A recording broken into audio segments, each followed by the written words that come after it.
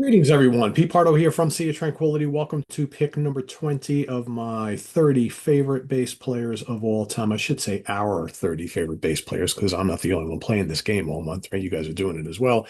Each and every day, picking out your favorite bass players. We're counting down from number 30 all the way to number one.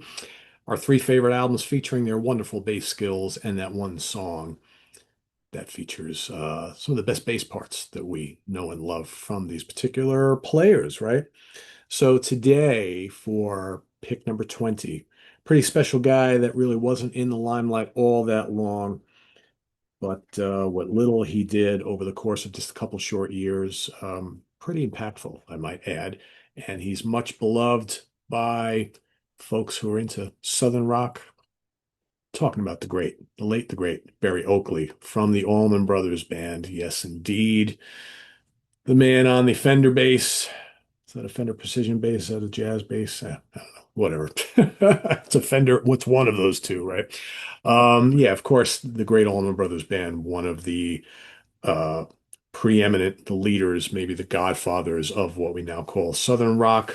Wasn't really called that back in the day. Of course, they were just basically like a blues rock band who jammed quite a bit and went off into all these kind of bluesy, jazzy, instrumental excursions and whatnot. And Barry Oakley, the kind of root behind it all, because of course, someone's got to hold all this stuff down while you've got Dickie Betts and Dwayne Allman doing all these amazing guitar solos and passages and things like that. And you got the two drummers, right? And then you got that big fat bottom end from Mr. Oakley. Always melodic, but man, just a really, really uh, bass player who in this type of music just really had a heavy sound, right? Of course. And of course, we've got to throw Greg Allman in there, right, on the Hammond B3 organ and lead vocals, right? But yeah, just a terrific band, a terrific early lineup. I mean, these guys were basically kids at the time, very, very young when they hit the scene. And sadly, we lost both Dwayne and Barry within like a year and a half of each other, like literally in a very similar motorcycle accident on the same stretch of highway. Just absolutely crazy when you think about it.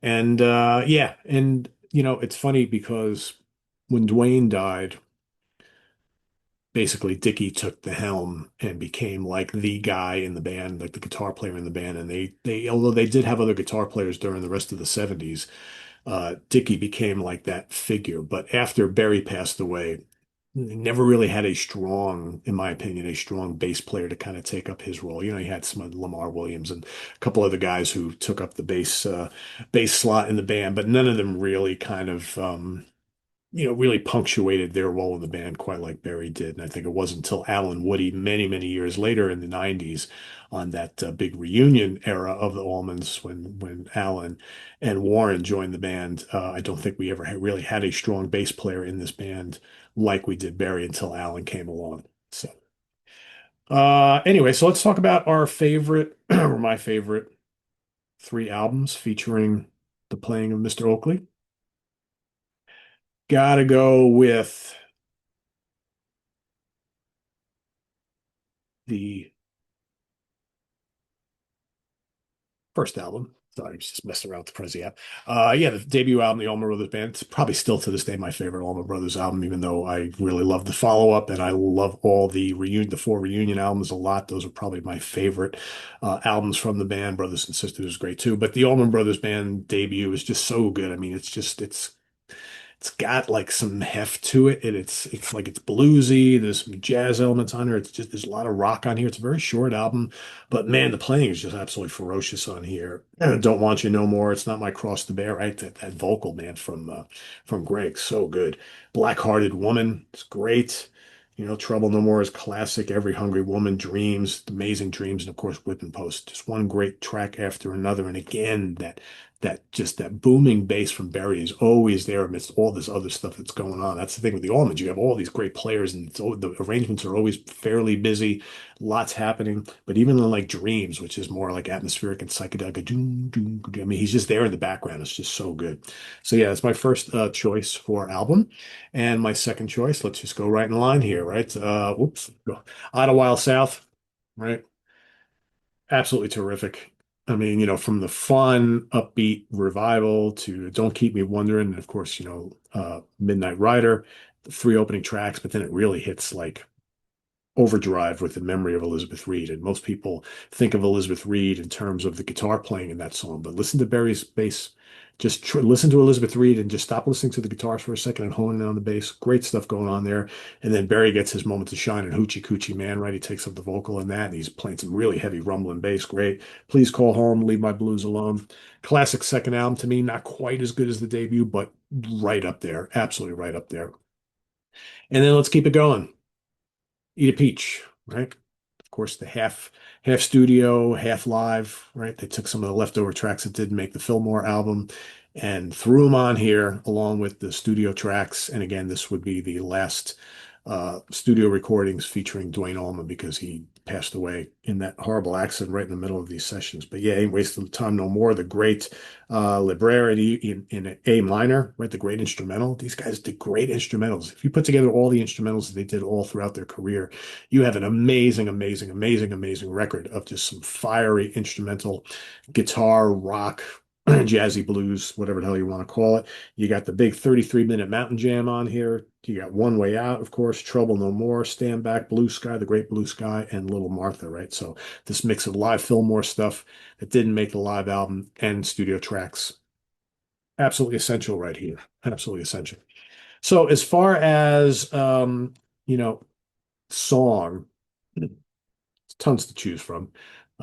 Really exemplary bass playing and all of the Allman Brothers songs from all throughout these albums I just mentioned. That's basically it, right? So I decided I wanted to go to one of their live recordings. And there's a million of them, right? But I got to pick the big famous one. So of course I'm going to go with the Fillmore East album, and I'm gonna pull a Pardo or pull a Catino, however you want. This is actually not pulling a Catino. If I was pulling a Catino, Rich would have pulled something totally out of left field. But if pulling a Pardo means I'm gonna feature two songs here. So I'm gonna go with the live version of Whip and Post, all 23 minutes long from here. And also I'm gonna pull double duty here. And you got to include Mountain Jam because there's a great bass solo in Mountain Jam. And but that bass in Whipping Post on the live album here from the Fillmore is just absolutely legendary. It's so good right off from the beginning, and he's just doing his thing all the way through the song. It's just so good.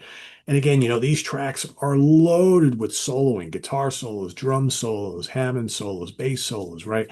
Just amazing stuff, but yet it never, to me, sounds like it's overbearing, like it's too much, like they're just going into uncharted waters that they don't need to. It's just so good. And Barry is just the man on this during this whole era, and specifically at this Fillmore at the Fillmore East during this weekend, right? Just so good.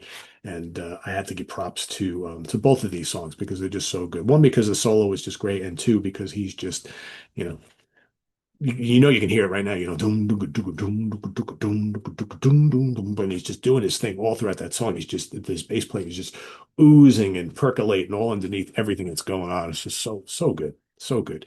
So yeah, one of those guys that I think because he wasn't around all that long, probably doesn't get the recognition he deserves. But I always really loved his bass playing, and I think he was such an important part of this early lineup, as everybody was. Everybody in this band was so integral to the music, and once you popped one, then the second one out of this lineup. That's why they kind of sputtered a bit for after Brothers and Sisters for the remainder of the decade. It's just kind of like hit or miss, some good material. But it just, I think the essence of what made the original Allman Brothers band so special was kind of like knocked aside a little bit, and they kind of lost their way. But yeah, but I mean, like I said, there's definitely some good material worth listening to on those follow-up records after Brothers and Sisters, after Barry passed away, but not quite the same. Not quite the same. So yeah, that's my pick for today. The great Barry Oakley from the Allman Brothers Band. Let us know what you think of Barry. I've seen some of you pick him already, so I know he's being thought about and considered for this month, as he should. Let us know what your favorite bass player is for today, which is day number 20, pick number 20, and your favorite albums and song from that particular player. And we'll see you tomorrow, going to 19, right? So we're moving out of the 20s, going into 19 tomorrow. We'll see you tomorrow morning once again for that. Visit us on the web at www.seatranquility.org. We're on Facebook, we're on YouTube all together, all the damn time. Please subscribe if you haven't already, and click on that notification bell so you get alert of all of our content as it posts. And please do hit the like button before you leave. Also, down below, we got the links to our Ko-Fi page for channel donations, our merch page, our Cameo page, and the Sea of Tranquility membership options. all down below. Thanks in advance for all your support there. It's greatly appreciated. We'll see you soon here with more stuff. Should have more new album reviews coming up fairly regularly over the next couple days into next week. We've got what else is happening? We've got the UK Connection coming up on Saturday. Our three favorite power metal albums released in 2008. So we're doing a power metal week. So that's coming up. And then on Sunday, you got two Ranking the Album shows. Craig Kaminsky will bring in you the Ranking the Albums of Airborne, the very cool Australian band, and I will be bringing you the Ranking the Albums show of Ultimate Spinach, late 60s psychedelic band from the US. So that's all coming up here. We got Australia and US, two bands, and we'll see you on Sunday for that. And more coming up. I am Pete Pardo. Thanks for watching, everybody. Take care. Bye-bye.